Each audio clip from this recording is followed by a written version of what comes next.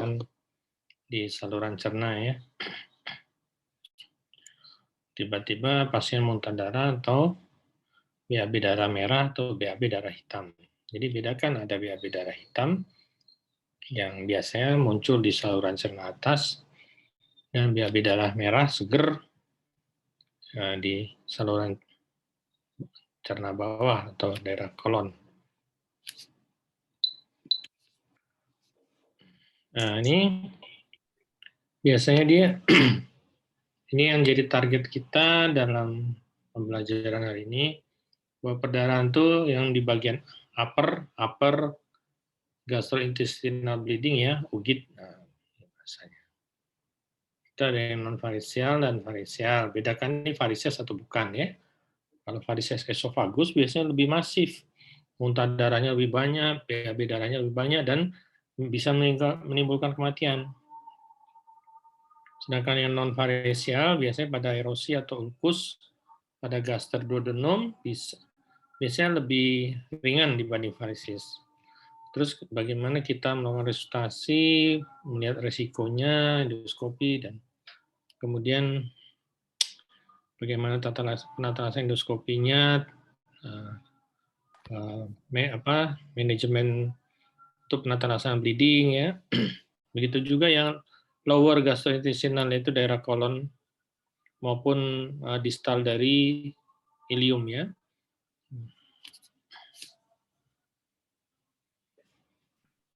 Kalau upper biasanya timbulnya dari esophagus, stomach atau gaster dan duodenum. Kalau yang lower itu biasanya pada kolon rektum ya. Nah, sedangkan campuran mid intestinal bleed biasanya mulai dari perbatasan ke jejunum ke ilium, sambungan iliosekal ya. Nah, biasanya kalau mid intestinal yang tengah ini perdarahannya campuran, ada yang hitam, ada yang agak kemerahan ya. Kalau campurnya terpaksa kita dua-duanya kita lakukan. Kadang-kadang endoskopi dan kolonoskopi. Nah, perdarahan itu macam-macam, ada yang banyak, ada yang sedikit ya, ada yang nggak kelihatan atau occult bleeding, occult blood in stool ya. Kemudian kalau yang occult blood ini biasanya perdarahannya dikit-dikit nih, biasanya pada orang tua ya. Toto HB-nya udah 6 aja. Keluhan lain nggak ada. Di mana hilangnya HB? HB tinggal 4, 5, 6. Padahal berak darah nggak ada, muntah darah nggak ada, kencing darah nggak ada ya, hematurinya nggak ada. Kalau melena kan sudah jelas warnanya hitam seperti aspal. Bedakan ya dengan warna kehitaman. Kadang-kadang ya kehitaman ada coklat-coklatnya, belum tentu itu. Nah, ada juga hematosesia karena biasanya lebih banyak di bawah ya, dan jumlah darahnya sedikit, nggak terlalu banyak. Biasanya sumbernya dari kolon ya, kalau hematosesia. Berak darah segar. Bisa ada dari hemoroid, dari ulkus, dari keganasan, ulkus ganas pada kolon, searektum ya, atau infeksi pada divertikel.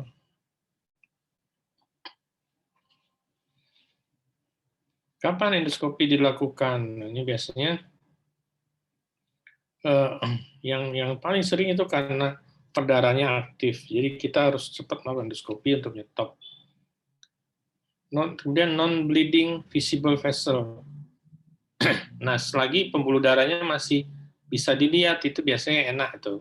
Kita lakukan tindakan untuk menyetop perdarahannya ya, bisa dengan ligasi atau dengan skleroterapi, atau yang mungkin ada clotnya atau gumpalan bekuan darahnya terlihat menempel di lambung atau duodenum.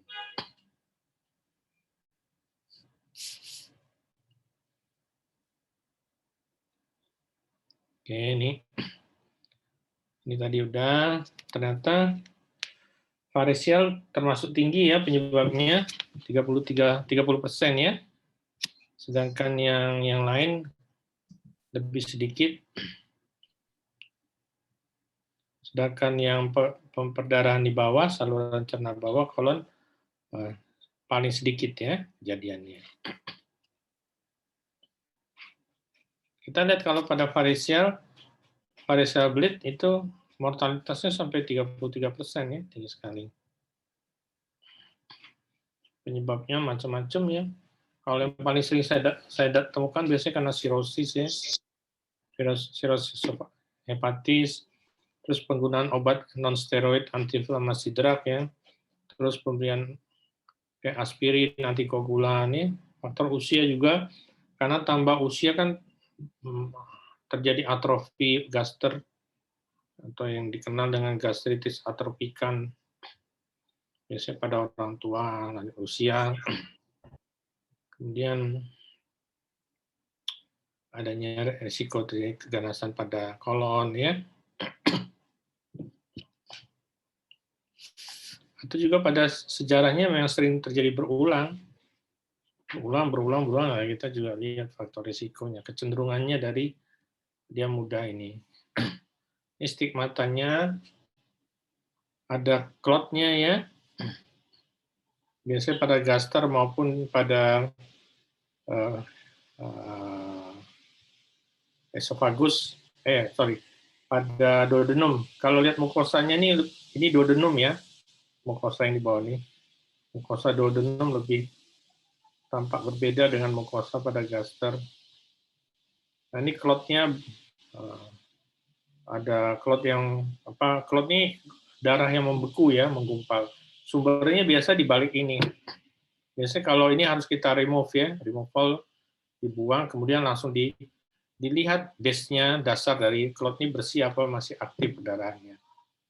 Kalau masih aktif biasanya kita bisa lakukan counter atau di skleroterapi ya. Terus ini juga ulkus besar ya, ini ulkus besar. Ini ada pigment spot ya, artinya darah perdarahan yang sedikit-sedikit merembes itu. Sedangkan ini perdarahannya udah berhenti tapi ulkusnya masih besar.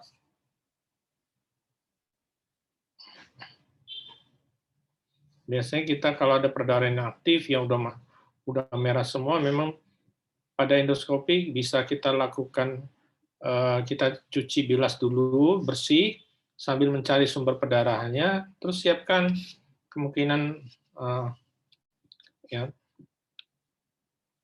tindakan yang bisa dilakukan untuk menyetop perdarahannya. Bisa dengan epinefrin, bisa dengan termoelektrokoagulan, bisa dengan hemoklip atau semacam necis itu ya, dijepit, kemudian tinggal di mana sumber pembuluh darahnya itu dijepit.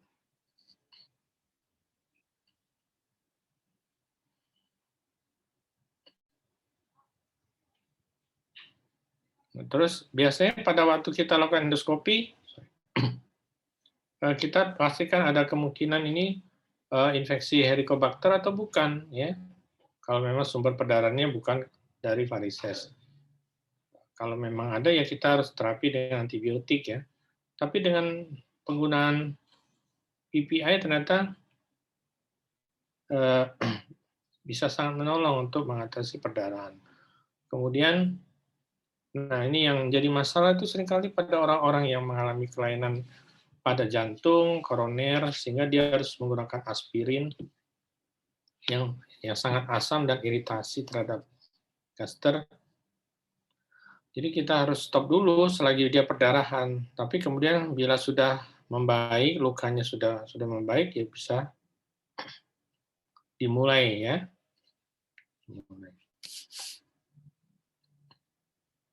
Ini varises esophagus yang menggantung seperti ini, yang kayak gunung-gunung ini.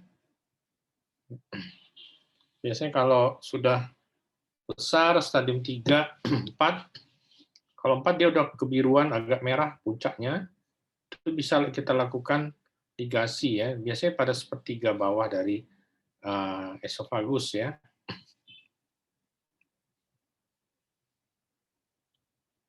Nah, kita tahu bahwa varises esophagus paling umum terjadi karena adanya sirosis ya. Sirosis hepatis menyebabkan varises esofagus. Jadi kita harus lihat kemungkinan dari adanya sirosis juga harus diterapi atau di treatment ya. Jadi kalau untuk varises biasanya secara konservatif kita kalau dia lagi bleeding perdarahan bisa kasih vasokonstriktor, beri antibiotik, terus resusitasi cairan karena hematemesis melenanya bisa masif ya, bisa menghabiskan darah. Orang muntah darah cepat sekali turunnya dari HB-nya 12 tiba-tiba udah tinggal 9. Kemudian 6 jam lagi kita cek lagi bisa tinggal 7. Jadi turunnya cepat. Jadi kita harus lakukan resusitasi, lakukan HB serial, pemeriksaan HB berkala dalam berapa jam. Kalau perlu transfusi kita masukkan ya karena untuk mencegah perubahan hemodinamik yang tambah jelek.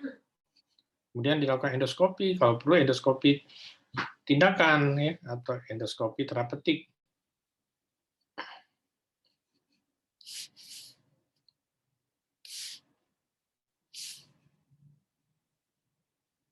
Vasokonstriktor ini cukup mahal ya, vasopressin, somatostatin. Ini harganya jutaan ya, tapi biasanya bagus. Kita berikan bolus, kemudian di drip, dilanjutkan 50 mikrogram drip selama 3-5 hari. Jadi pembuluh darah splagnik atau aliran darah splagnik, mesenterika pada yang memperdaya lambung, dia akan mengecil atau vasokonstriksi, sehingga otomatis perdarahan di lambung juga akan berhenti, karena memang pembuluh darahnya sudah dijepit oleh obat ini ya. Ini biasanya tindakan awal selagi endoskopi sedang dipersiapkan atau mungkin kondisi KO pasiennya belum layak untuk endoskopi. Contohnya kadang-kadang hemodinamiknya nggak stabil ya, udah shock pasiennya, terus orangnya udah sangat lanjut usia, kemudian HB-nya sangat rendah. Jadi kalau mau dilakukan endoskopi udah sangat sulit. Jadi membutuhkan waktu untuk memperbaiki kondisinya. Disinilah letak somatostatin atau vasopressin bisa masuk untuk memperbaiki, menyetop perdarahan. Jadi inti darinya adalah stop, usahakan diberhentikan perdarahannya.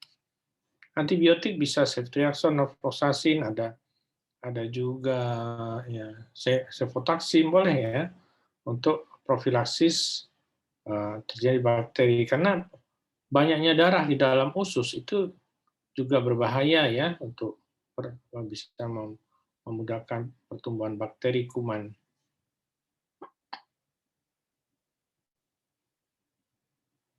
Jadi saat resusitasi usahakan HB-nya jangan di bawah dari 7 ya. Harus minimal nih 7-8 supaya fungsi aliran darah ke organ-organ vital seperti ke ginjal, hati, otak bisa tetap terjaga dengan baik. Kalau udah di bawah 7, itu mulai dia akan perfusi atau aliran darah ke organ-organ penting jadi menurun, terpengaruh juga, timbul penurunan kesadaran, gagal ginjal ya, gagal ginjal akut. Jadi usahakan itu. Nah, endoskopi terus terang kalau untuk keadaan-keadaan darurat memang biasanya orang yang dokter yang sudah expert yang bisa berani melakukan itu ya. Biasanya kadang-kadang dengan HB3 saya pernah itu ikut, kebetulan guru saya dari Bandung. Dia melakukan endoskopi emergensi ya, karena untuk menyetop perdarahan. HB pasiennya udah 3 dan berhasil selamat. Orangnya sudah sangat lanjut usia 80 tahun ke atas. Jadi di endoskopi dilakukan penyetopan diklip ya, di mana perdarahannya itu, di mana ada sumber perdarahan di lambung, dilakukan tindakan sama beliau. Dan setelah 3 hari sambil ditranfusi, perbaikan KU, kemudian di endoskopi lagi dan hasilnya ternyata bagus. Dalam 3 hari ulkusnya bisa kering ya, terjadi healing ulkus, pemulihan ulkus. Jadi memang luar biasa. Kalau memang benar-benar tepat, pengobatannya tepat, ulkus yang besar pun bisa langsung kering dengan pengobatan. Ini endoskopi, ini masukin alat, nanti kita akan monitor lihat video, benar-benar visual. Ini biasanya hanya sampai duodenum ya kalau endoskopi atas. Panjangnya nggak nyampe ya 1 meter lebih ini panjang selangnya. Untuk kondisi ininya, indikasinya bisa karena kemungkinan kanker pada esofagus, tumor pada gaster, pada GERD ya, hiatus hernia, akalasia, gastroparesis, empedu ya. Nah, bile duct stone ini sudah bisa dilakukan tindakan dengan endoskopi, bisa diambil ya, terutama di saluran empedu ya, bukan di kantong empedunya. Bisa dengan teknik ERCP. Teknik ERCP itu endoskopi yang menggunakan basket ya. Jadi dia mengambil batu dengan keranjang, semacam keranjang basket untuk mengambil batu yang nyangkut di saluran bile duct. Ini kalau di Lampung sepertinya udah ada, saya dengar sudah ada di Abdul Muluk. Kemudian karsinoma yang lain ya, colon cancer pada kolonoskopi. Yang paling bawah penyakit IBD atau Crohn disease atau ulcus colitis. Nah, jenis-jenis endoskopi ada yang gastroskopi, enteroskopi, kolonoskopi, fleksibel sigmoidoskopi, dan lain-lain. Nah, secara umum ada dua memang, yaitu gastroskopi dan kolonoskopi.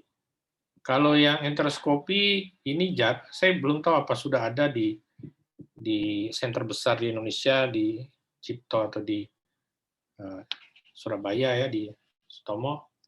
Sorry. Nah, belum ada, tapi berapa tahun yang lalu di Eropa ini bisa melakukan enteroskopi. Jadi alat endoskopinya bisa sampai ke jejunum ilium, panjang sekali.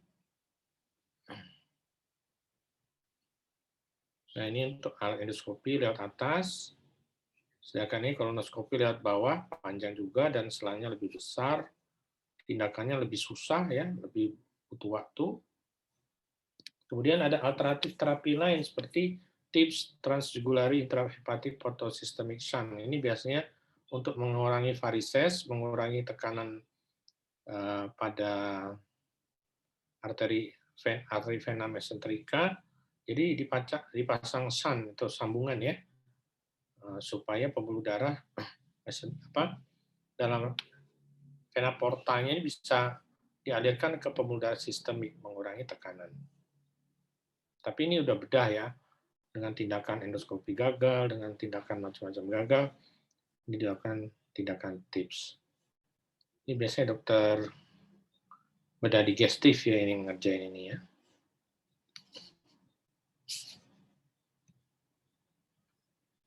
Embolisasi dengan gastric varices bisa dengan memberi ini ya, selain TIPS diberikan disumbat emboli ya pada varices.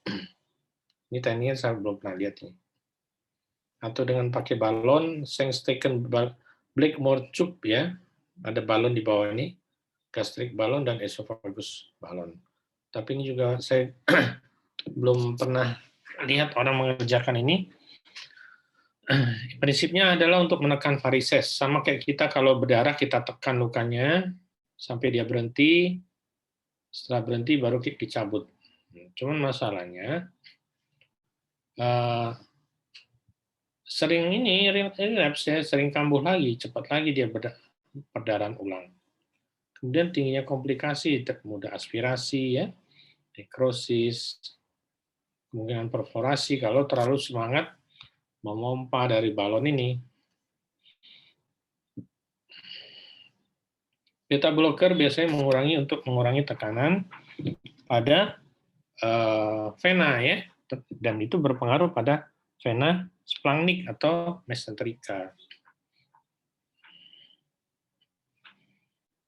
Dan ini berguna untuk mencegah terjadinya rebleeding, perdarahan pada varises. Nah, sedangkan perdarahan pada saluran cerna bawah itu bisa macam-macam. Divertikel, hemoroid, kolitis pada IBD, infeksi iskemik, karena neoplasma atau tumor, pengambilan polip pada kolon ya.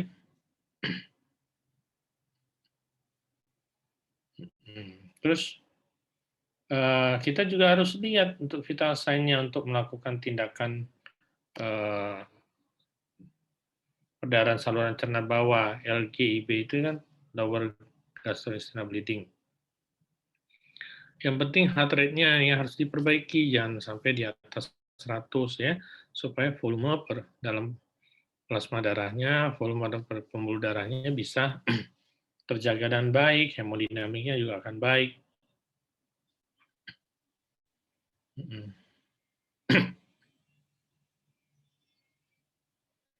Faktor resiko untuk terjadi kematian, makin usia makin tinggi, makin kurang baik.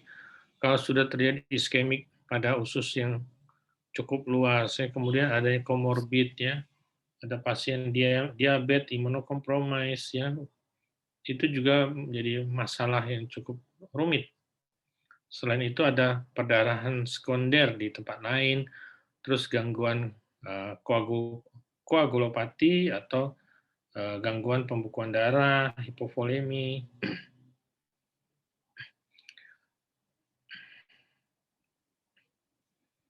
Nah, ini algoritma untuk penata laksana hematosesia.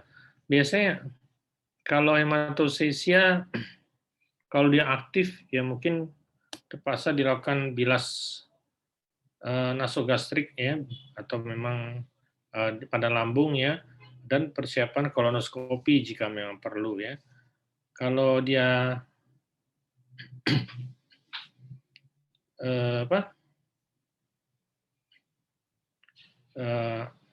ada perbaikan, mungkin kita perlu persiapkan untuk melakukan endoskopi juga ya di ujungnya ini.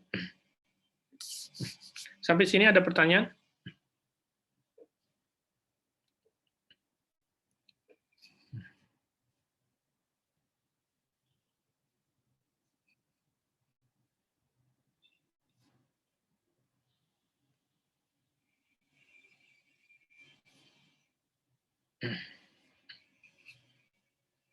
Yang ada sunyi senyap. Oke.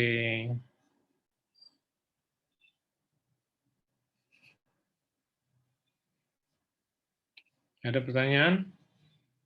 Kalau nggak ada pertanyaan, saya sambung ke materi kedua.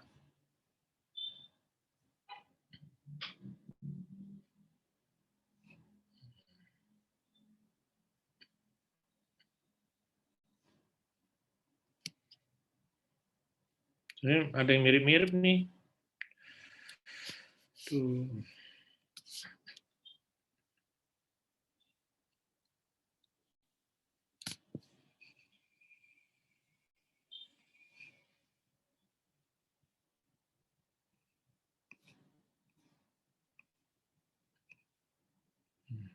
Udah.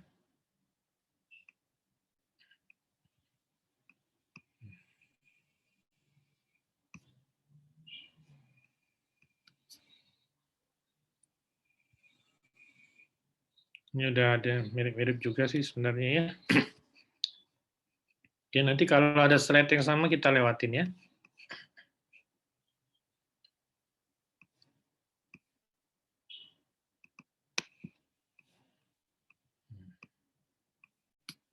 Nah, ini gingivitis ya, stomatitis, gingivitis.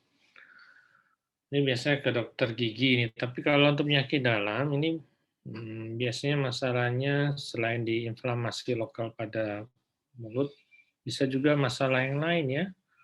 Pada nutrisi, defisiensi, penyakit kemoterapi, terus autoimun ya, seperti pada lupus itu mudah terjadi stomatitis.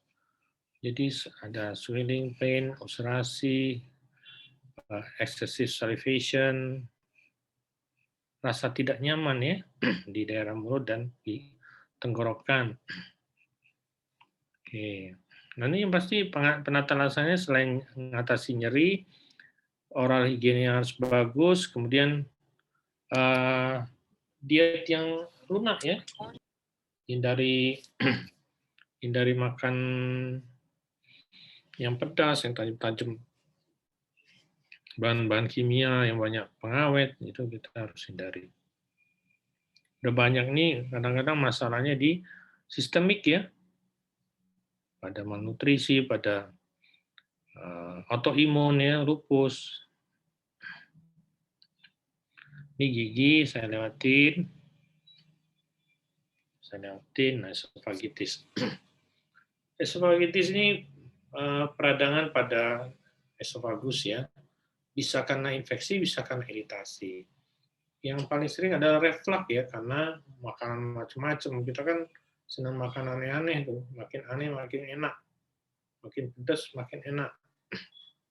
Infeksi jamur juga sering, trauma.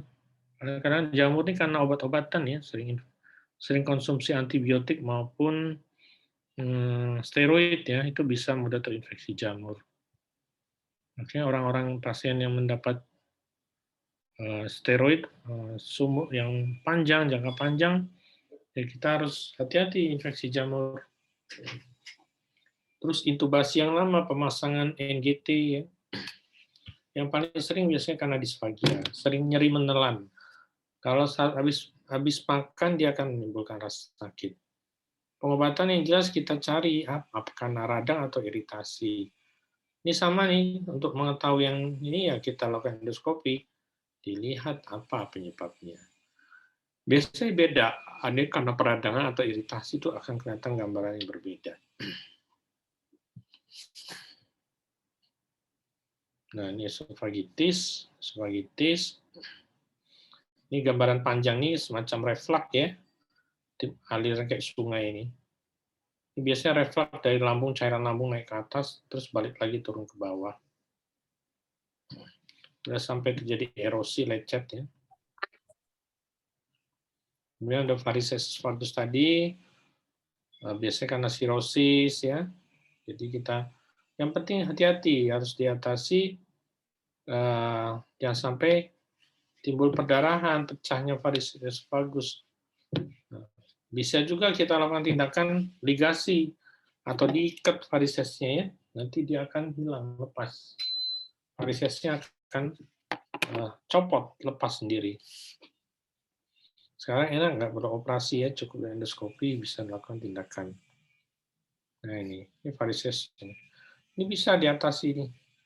Yang ini yang jam 9, ini jam 1, jam 6 rombongan. Biasanya kalau kita lakukan tindakan endoskopi, ini kita ligasi dengan karet, dijepit satu-satu nih yang jendul-jendul nih.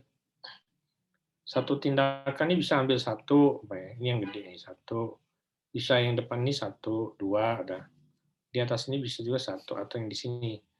Bisa dapat 4-5 ikatan sekali tindakan. Nanti kita evaluasi lagi 2 minggu. 2 minggu biasanya udah bersih nih. Udah nggak jendul-jendul lagi, hilang jendolnya. Kebuang ya. Nah, tinggal kita ngerjakan yang lain lagi. Yang di bawahnya ini boleh.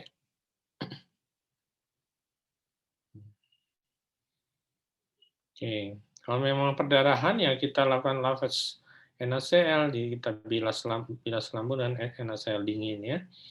Bisa vasopresin, antibiotik analgesik, tindakan ligasi dan endoskopi atau skleroterapi per endoskopi boleh. Jangan lupa hemodinamik dijaga, jangan sampai Hb-nya hilang, rendah. Nah, ini yang lebih serius lagi, CA esophagus. Ini prognosisnya malam ya. Makanya kalau di Jepang, Cina, terutama Jepang ya, Jepang itu setiap setahun sekali medical check up-nya wajib dilakukan endoskopi. Ya, wajib dilakukan endoskopi untuk mencari, karena di sana kejadian CA esophagus-nya sangat tinggi. Gejala penurun ininya adalah disfagia, nyeri menelan, penurunan berat badan. Jadi gejala-gejala konstitusi seperti penurunan berat badan ya, sering demam malam, itu berat badan menurun. Itu hati-hati ya. Nah, sebelum timbulnya CA, biasanya ada namanya Barrett esophagus. Barrett itu lecet ya, seperti ini. Nah, ini bisa diobati, ini bisa jadi precancer, gejala awal CA esophagus. Kalau ini ketahuan dari awal, ini bisa diobatin ini. Bisa dilakukan counter deh. Ini dengan alat endoskopi juga, ini bisa dibakar, dimatikan. Sehingga tidak akan terjadi keganasan di daerah ini. Nah, kalau udah besar begini susah ya, udah besar. Kita ngeliat udah gede sekali ini. Terpaksa harus dibuang. Pengobatannya kalau udah CA nih, nah ini secara umum paliatif. Tapi kalau bisa ya kemoterapi, radiasi, kalau memang memungkinkan lakukan esofagektomi, dipotong mana yang ada tumornya, disambung lagi ya. Oke, ini udah. Nah, untuk lambung, nah ini ada namanya hiatus hernia, gastritis, ulcus pepticum, CA gaster, sorry ini obesitas masuk. Gejalanya kalau udah di lambung yang paling umum adalah mual, pusing ya, berkeringat dingin. Terus penyebabnya karena bizarre food ya, senang bereksperimen, berpetualangan dengan makanan-makanan yang aneh ya, sehingga akhirnya merusak lambung. Jadi kita saingi tubuh kita dengan selektif dengan makanan yang kita makan. Jangan sembarangan makan di luar. Selain itu juga karena radiasi, infeksi, obat-obatan, biasanya pada obat NSAID, obat-obatan steroid, ya.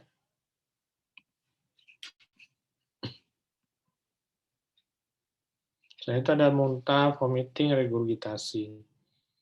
Nah, hiatus hernia ini sebenarnya jarang terjadi, tapi biasanya ketahuan setelah diendoskopi. Ini timbul terjadi karena sliding pergeseran batas gastroesophageal junction ya, sehingga dia tertarik ke atas. Bagian lambungnya tertarik ke atas. Ini menyebabkan kelemahan sphincter esophagus. Ini mungkin berkaitan dengan berat badan yang berlebihan, sehingga tekanan perut menekan gaster untuk ke arah esophagus. Kemudian bed rest jangka panjang, serta trauma. Nah, ini hiatus hernia. Ada yang namanya Jadi sebagian lambung ini tertarik masuk ke dalam, ya, masuk ke daerah torak ini jatuhnya. Atau hanya sliding ini. Ini posisi di esophagus, ikatan diafragmanya masih normal, tapi ini sebagian lambung terjadi herniasi. Yang sering saya temukan yang ini, yang herniasi ya. Nah, ini yang lubang besar ini. Ini hiatus hernia ya, besar.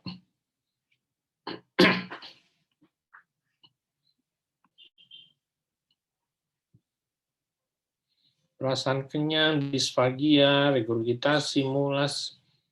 Nah, kemudian bisa terjadi perdarahan, laserasi.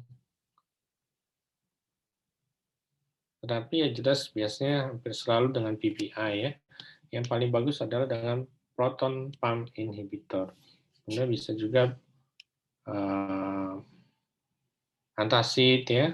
Kemudian dietnya jelas menurun, jangan sampai makan makanan yang terlalu tinggi kafein, lemak, alkohol ya. Makanan asam, pedas yang serba panas ya. Jalan terakhir adalah surgery ya, bedah.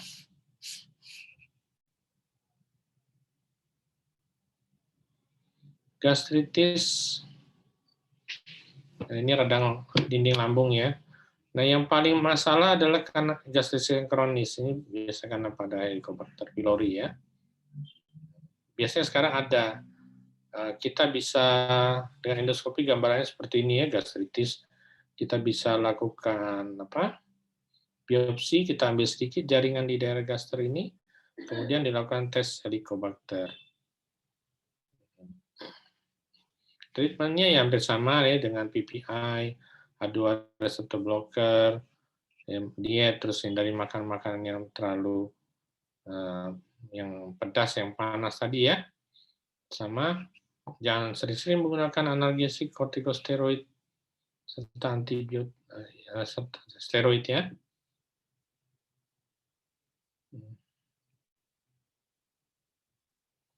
Ulcus pepticum bisa akut, bisa kronik.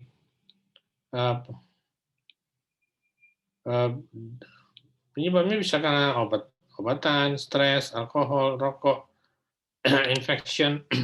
Contoh stres ini pada yang sering saya temukan pada pasien-pasien operasi ya. Jadi orang mau operasi itu kan stres ya, takut ya. Jadi begitu setelah operasi, setelah beres operasi, timbul di bleeding, timbul perdarahan ya. Begitu kita cari kenapa, ternyata ulkus ya, ulkus besar pada lambung atau duodenumnya. Ini dianggap stres ulcer ya. Kondisi ini disebabkan oleh tingginya konsentrasi asam lambung. Oke. Nah, ini ya, ini yang duodenul, ini yang gastrik. Sama ini ulkusnya dengan dasar yang putih. Perbedaan untuk ulkus gaster dengan ulkus duodenum, kalau ulkus duodenum tuh rasa terbakarnya itu lebih lama, mungkin timbul setelah 2 jam setelah makan. Tapi kalau untuk gaster itu langsung ya, 1 jam setelah makan perutnya langsung nggak enak nih. Itu perbedaan yang paling sering. Sama-sama meningkatkan asam lambung ya. Komplikasi, nah ini komplikasi ulkus paling sering adalah perdarahan. Kemudian perforasi lebih jarang, jebol ya, yang ulkus yang putih tadi, dasarnya putih bisa jebol ke dalam rongga abdomen. Nah yang ini ada pyloric obstruction, ini jarang sekali. Yang paling sering adalah perdarahan ya. Itu treatmentnya sama, antacid, ini sorry ada yang kurang, ini harusnya PPI ya, H2 reseptor dan PPI, kemudian antikolinergik boleh sebagai bantuan, sukralfat, antibiotik. Untuk saat ini ada pertanyaan?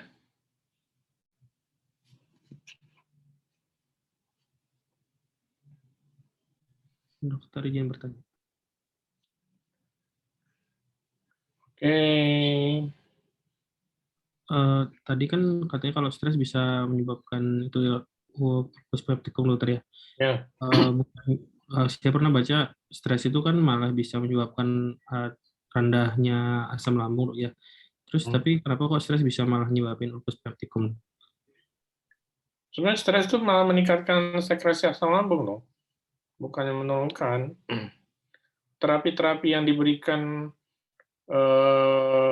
untuk mengatasi ulkus itu kan menekan ini kan asam lambung semua, proton pump inhibitor, H2 blocker itu menekan asam lambung semua yang pemicu terjadinya ulkus itu.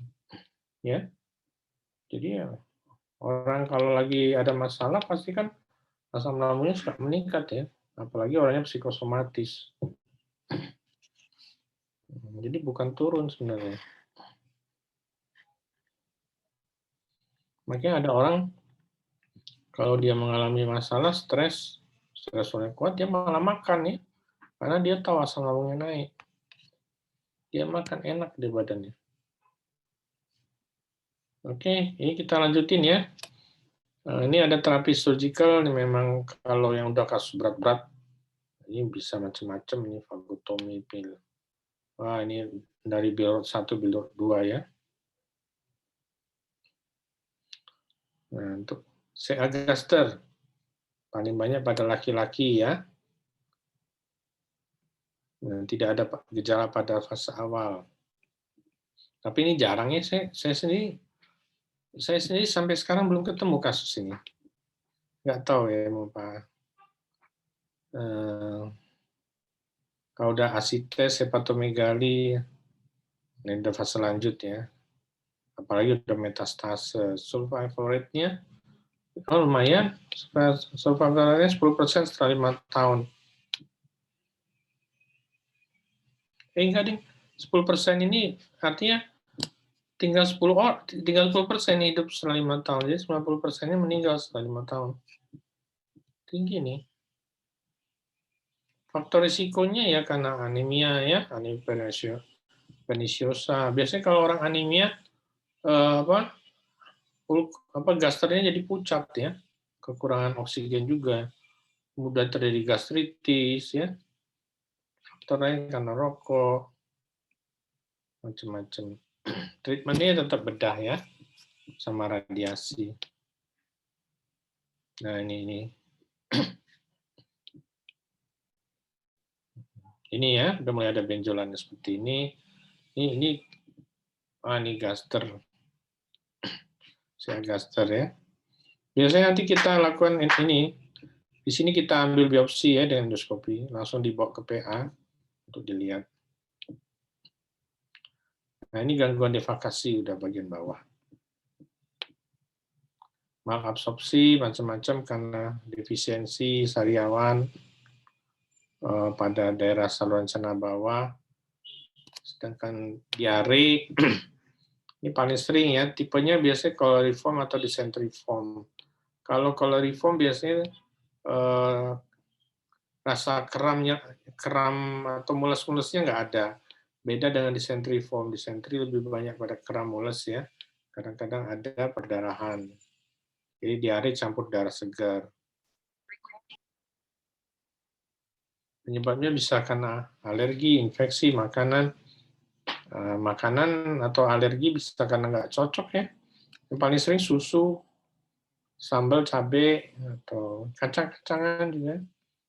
Banyak juga. Penelitian di Inggris, mereka melihat ternyata 5% anak-anak tuh alergi kacang ya. Jadi mereka menghindari semua makanan yang mengandung kacang. Bisa juga karena obat-obatan ya, stres.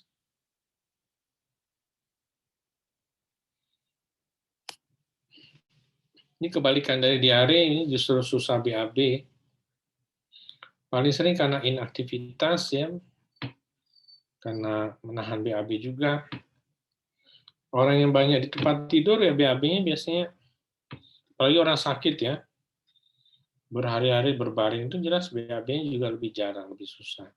Pasien-pasien saya yang dirawat tuh yang lama dirawat, apalagi karena udah faktor usia lanjut, keluhannya sampai selalu konstipasi ya, susah BAB.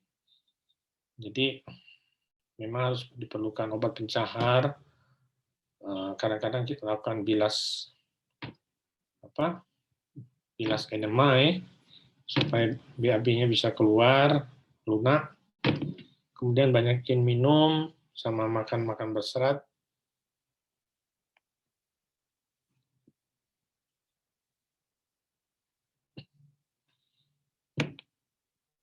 Obstruksi pada saluran cerna. Ini udah kasus bedah ya, biasanya pada volvulus, intussuscepsi, atau usus paralitik, obstruksi paralitik, ileus obstruktif, sama ileus paralitik. Ini kita kerja sama bedah ya, tentukan ini apa. Oh ini ternyata ileus paralitik. Oh ini obstruktif. Kalau tekanannya mekanikal karena obstruktif, kita langsung minta dokter bedah untuk manage-nya ya, untuk dibuka dan diperbaiki. Ini ada yang tadi saya bilang, bisa intussuscepsi, volvulus, adesi. Nah, adesi ini umumnya bisa terjadi pada pasien-pasien yang sudah habis operasi laparotomi ya, buka perut itu. Pada peritonitis itu habis operasi itu berapa lama kemudian terjadi adesi, jadi masalah, susah BAB. Pernah sampai harus dibedah ulang lagi ya, karena mungkin adesinya terlalu mengganggu ya, akhirnya dibedah lagi. Pada usus besar bisa karena abses ya, divertikel, CA, volvulus juga.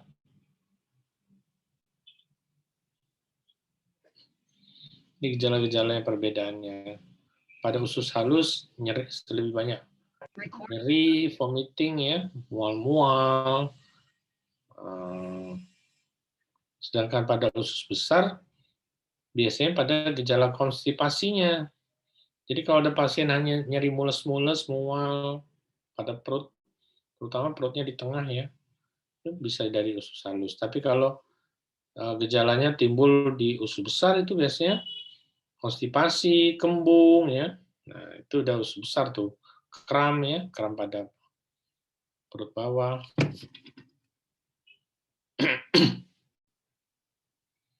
Oke, appendicitis dibedah ya. Tapi ini jago nih kalau bisa nebak ini. Karena seringkali datang malam-malam mendadak ingin diatasi ya, nyerinya luar biasa, pasiennya sampai guling-guling, McBurney-nya positif, ada demam, pemeriksaan leukositnya naik, kita cek kencingnya negatif, bagus. Ini curiga appendik ya. Tapi pastikan ada pelvic inflammatory disease atau tidak.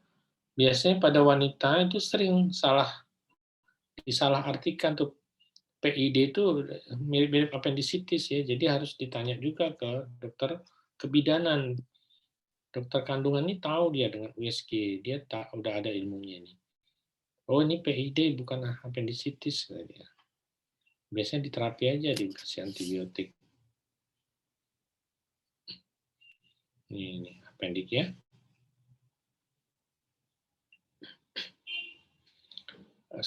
Kan masih jadi misteri ya, ini appendik ini sebenarnya apa fungsinya. Nah, tapi disepakati ini sebenarnya organ limfoid ya. Organ limfoid atau untuk sistem pertahanan tubuh pada usus. Dan ini mungkin termasuk masternya. Jadi kalau terjadi gangguan pada usus besar, nah, jadi fungsi appendik ini untuk meregulasi supaya sistem pertahanan di dalam usus itu kembali normal lagi. Katanya begitu. Ini pasti biasanya yang paling sering memang dioperasi, diangkat, kan ambil antibiotik. Nah, tapi biasanya kalau sudah lebih dari 48 jam atau lebih dari 2 hari, urgensi atau keadaan emergensi pada appendik ini juga sudah berkurang ya. Jadi bisa kita lakukan tindakan operasi yang elektif atau terencana. Bahkan ada banyak juga ya, banyak juga yang masih ringan-ringan appendicitisnya, mereka hanya beri terapi konservatif aja, kasih antibiotik, bisa sembuh tanpa operasi ya. Nah, peritonitis ini paling sering ya, peradangan peritoneum biasanya karena bakterinya bisa dari mana aja dalam tubuh kita, atau bahan kimia, makan makanan apa yang aneh, sehingga ya itu terjadi peradangan peritoneum. Sering terjadi distensi, kaku, defense muskuler ya, nyeri lepas kalau ditekan pada abdomennya.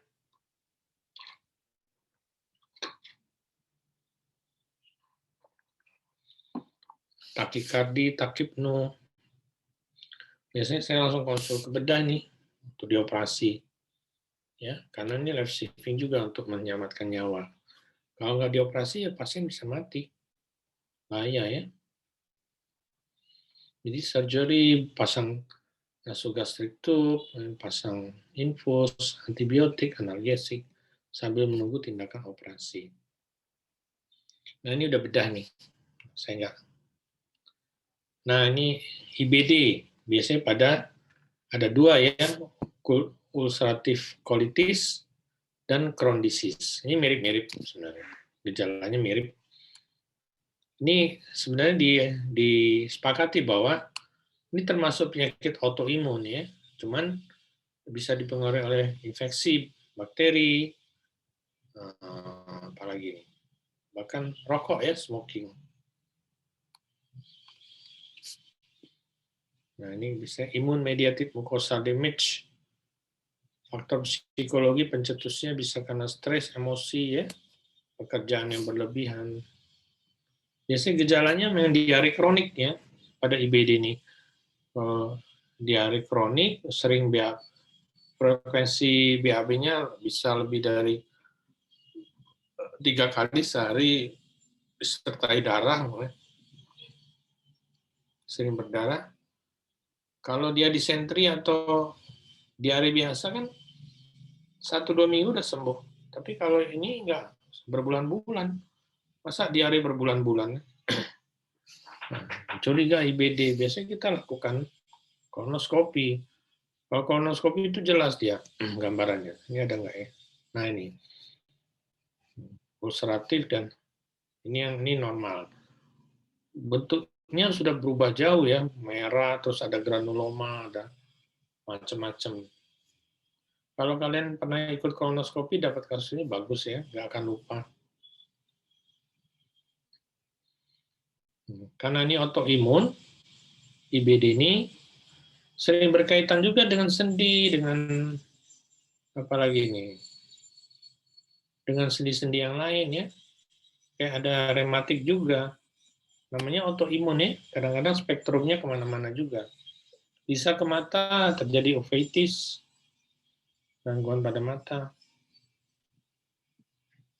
Nah ini okular ya, ocular complication.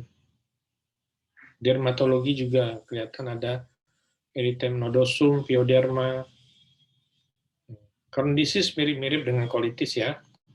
Ini saya nggak terlalu ini karena jarang. Ini bentuknya lebih sebenarnya hampir sama. Cuma kalau Crohn disease dia bisa kena di mana-mana di saluran cerna. Bahkan bisa kena di terpisah. Kalau colitis dia hanya daerah kolon aja. Tapi kalau Crohn dia bisa ke ileum, jejunum ya. Bisa ke duodenum. Bentuknya udah mirip gini. Oke. Ini enggak ini. Apa yang paling bagus untuk pengobatannya? Biasanya kita lakukan Nah, ini pengobatannya. Biasanya dengan aminosalisilat ya, serta steroid ya. Ini kita berikan sulkolon sama budesonid ya. Kalau memang nggak bisa diobati dengan obat-obatan ini masih juga gagal ya surgery ya, bedah. Apa boleh buat? Kolonnya dibuang, mana yang sakit dibuang, disambung lagi. Nah, kabar baiknya kalau di surgery ini, terutama yang colitis ulceratif, dia akan membaik itunya. Penyakitnya hilang, sembuh, tapi ya kolonnya hilang. Kolonnya dibuang. Jadi dia terpaksa dilakukan kolostomi ya. Jadi dia tidak lagi BAB lewat anus. Dia BAB-nya langsung buat lubang di perut ya. Kantong perut. Ini obat-obatannya macam-macam ya. Prednison, sulfasalazin, sampai methotrexate untuk yang imunosupresannya ya. Karena ini autoimun ya. Cyclosporin, metronidazole bila infeksi. Oke. Ada pertanyaan sampai sekarang?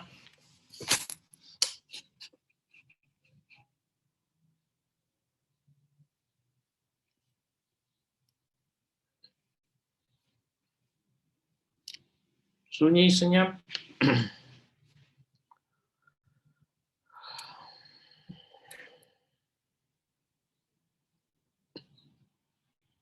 Kalau nggak ada pertanyaan, saya selesai, saya tutup. Izin dokter. Ya. Untuk jadwal pleno bagaimana baiknya dokter? Mendapat arahan dari dokter Anggunan bahwasannya untuk pleno kasus 2 dan kasus 3 bersama dokter. Ini yang lagi repot. Kemarin hematologi juga minta tolong saya nih, Rep. Aduh. Mohon izin dokter, izin mengonfirmasi juga untuk WAB kami itu pelaksanaan tanggal 2 bulan besok dokter, hari Selasa dokter. Ya itu. 2 repot. Kalau WAB ya oke lah, kan bukan saya yang handle ya. Tanggal 2 itu ada akreditasi kebidanan, sama tanggal 3 ada khusus. Agak repot juga nih. Sabtu, Jumat. Jumat mungkin ya, nggak mau. Pukul berapa, dokter? Jumat siang lah. Jam 1. Ya boleh jam 1, tapi mungkin saya ngikut jam 2 ya. Jam 2 karena itu minggu jaga saya pasti pasien banyak. Baik, dokter, akan saya sampaikan kepada dokter Anggun dan dokter. Ya. Oke, itu aja ya, cukup ya. Terima kasih sebelumnya. Assalamualaikum warahmatullahi wabarakatuh. Saya izin live ya. Terima kasih dokter. Terima kasih, dokter. Terima kasih dokter.